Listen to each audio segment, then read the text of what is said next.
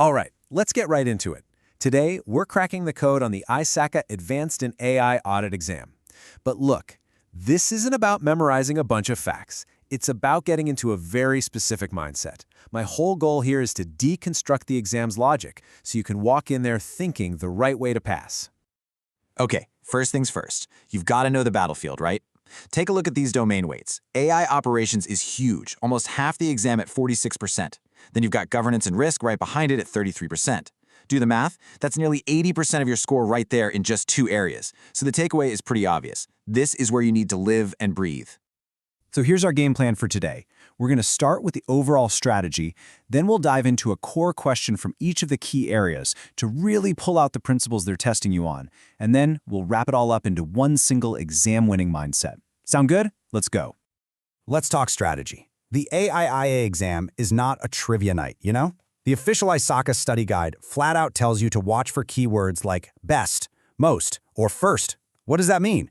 It means you're going to see a bunch of answers that look kind of right, but only one is the most strategic, the most important, or the correct first move. That's the way of thinking we're here to master today. So what is this strategic auditor's perspective they're always talking about?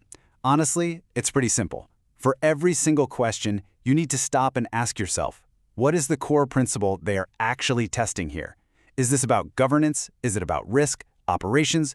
Once you nail that down, the best answer usually just pops right out. Let me show you what I mean. Let's kick things off with governance and risk. This is a solid third of the exam, and it's all about one key idea: making sure all this fancy AI tech is actually serving the business in a way that's controlled and makes sense. You know, good governance is the bedrock of everything else. Okay, check out this question. The magic words here are best evidence and alignment with business objectives. So put on your auditor hat. You're not looking for a vague promise. You need cold, hard proof. You need a direct line connecting the tech to the business goal. So how do you get it? And boom, here's the perfect example of that auditor mindset. The right answer is C, the AI model inventory. Now, why is that? Well, think about it. Policies, assessments, it's all just paperwork about what people hope to do.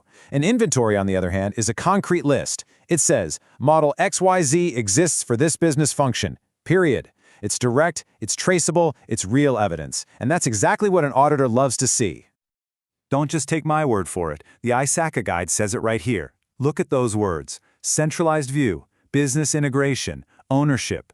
An inventory is basically a map. It gives you a clean, auditable line straight from the technical thing, the model, to the business thing, the goal. So, here's the principle to burn into your brain. When you get a governance question about alignment, hunt for the answer that gives you the best traceability. You're looking for the proof, not just the policy.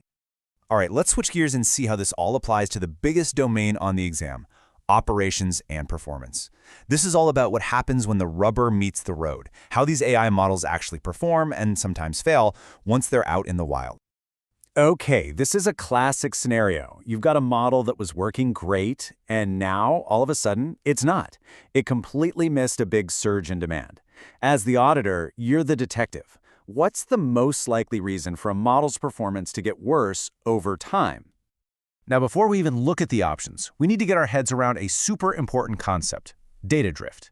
Put simply, data drift is when the world moves on, but the model is still stuck in the past.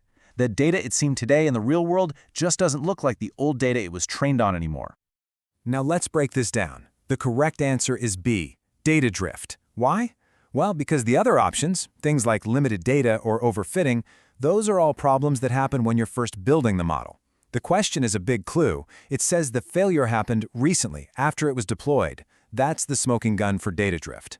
The real world drifted away from the training data. So how do you stop this from happening? Well, here's the control. The study guide makes it clear. The secret is continuous monitoring.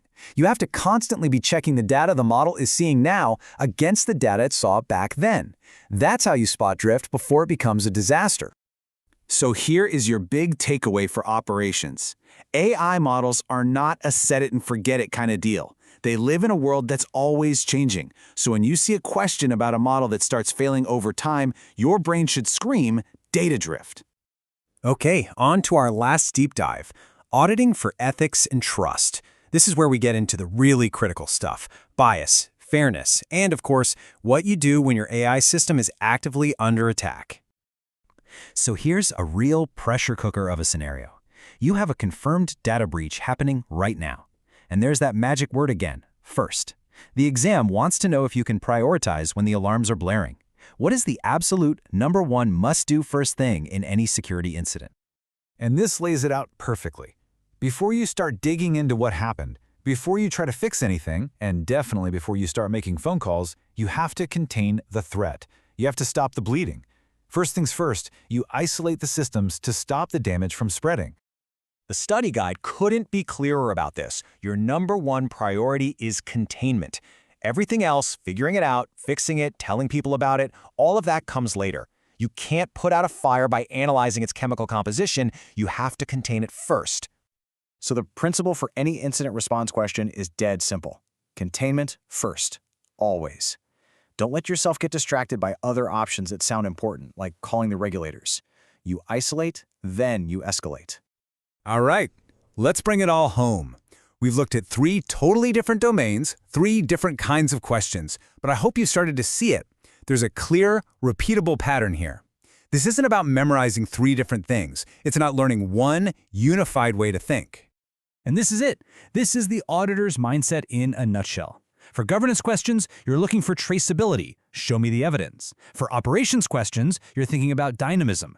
Look for what's changed over time, which is usually data drift. And for security, you prioritize. What is the right first step, which is always, always containment. Look, if you only remember one thing from our time today, make it this. The exam needs you to think like a strategic auditor, not just a tech person.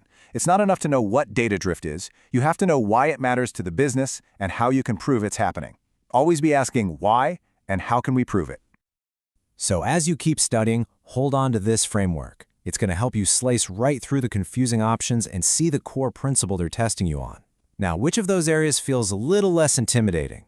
Think about it. And hey, good luck with the prep. You've totally got this.